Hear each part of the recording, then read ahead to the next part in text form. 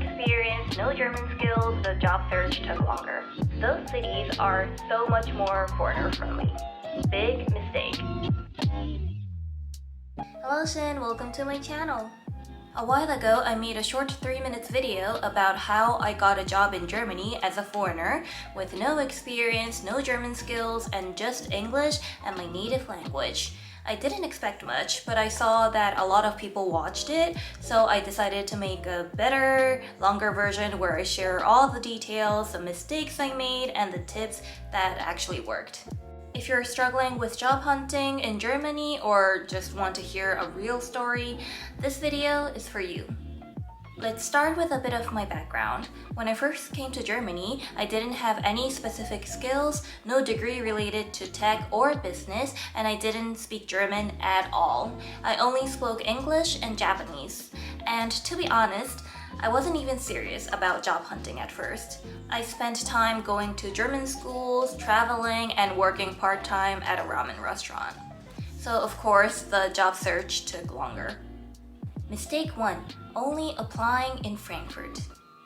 So I moved to Germany, Frankfurt, and I was doing my job seeking only in Frankfurt, and that was a mistake. Frankfurt is a tough city to do job seeking. It's all about finance and banking, so most jobs there require specific experience or skills in that field, and I had none. On top of that, I wasn't even willing to move outside Frankfurt, so I really limited my chances without realizing it.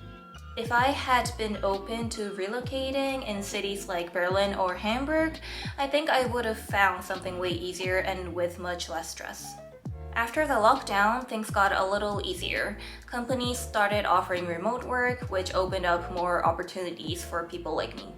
I started looking into Berlin and Hamburg, and let me tell you, those cities are so much more foreigner-friendly, especially Berlin. There's a lot of startup companies in Berlin and Hamburg, and these companies are open to fresh perspectives. They care more about what you can offer than your resume. If you speak English or even better, a third language, they're happy. Also, if you're currently in Frankfurt but find a good opportunity in Berlin or anywhere else, don't hesitate to apply. Most companies don't care if you haven't moved yet.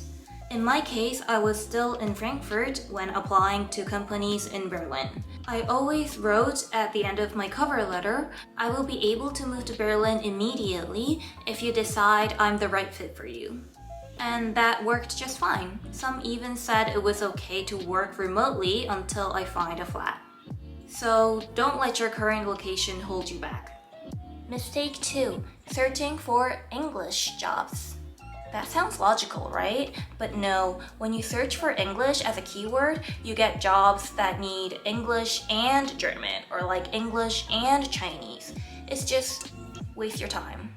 So what worked better for me? I started searching with Japanese as a keyword because that's a unique skill I had. I was also using entry-level or junior as a keyword that time. Also, if you're job hunting in Germany, you might hear the term vitamin B quite often. It stands for Vitaminbeziehung, which basically means connection or network. In other words, having the right contacts who can help you get a job. Of course, it can give you a better chance if someone can introduce you or refer you, but that doesn't mean you have no chance without it. So don't worry if you don't have connections. I didn't have any either, and I still made it. Mistake 3. Waiting for the perfect match. In the beginning, I would skip applying if I didn't meet all the requirements. Big mistake. One time, I saw a translator job that required 2 years of experience.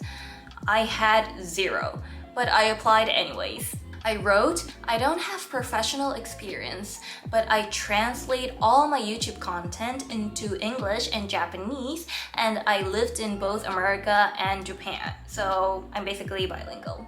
Guess what? I got the first interview. Another time, I applied for a social media manager role.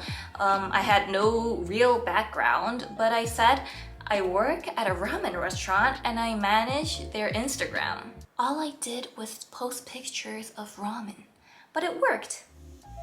So don't be afraid. Let the company decide if you're a good fit. Your job is just to show up. And also, don't hesitate to send applications.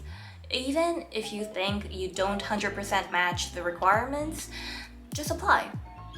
I mean, what's the worst that could happen? They might ignore you, or sometimes you will even get a kind reply saying, "I don't think you're qualified for the job." That's it, no big deal. Mistake 4, not job hunting every day.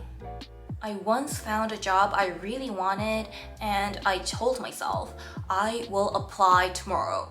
The next day, it was gone. I even messaged the HR person, but the position was already filled. Timing really is everything. Oh, also, don't rely only on LinkedIn or Indeed.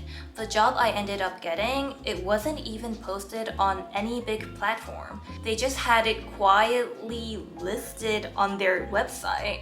I literally found it by Googling Japanese job in Germany. So yeah, I don't want to use the word destiny because it sounds very cheesy and it kind of cringes me out, but timing and consistency are so important. I believe it's better to do 30 to 40% effort every day than go all in just one day a week. It keeps you in the loop and help you spot good chances early. Mistake 5, prioritizing speed over quality in interviews. I thought answering questions fast in interviews was important. English isn't my native language and I didn't want interviewers to think that was a weakness, so I tried to answer questions as fast as I could, even when I wasn't sure. But that was actually a mistake. Speed doesn't impress anyone, details do. It's totally okay to take your time. If you get a tricky question, it's better to say, I'd like to take a minute to think about my answer. This shows that you're calm, you think before you speak, and that you're not panicking under pressure. Trust me, this won't hurt your chances. If anything, it shows maturity and confidence. So yeah, this was my journey of getting a job in Germany as a foreigner with no experience, no German, and just English and Japanese skills. I hope some of these tips help you or at least encourage you not to give up. If you have any questions, feel free to leave a comment below and I will try to answer. Thank you so much for watching and see you in the next video. Bye!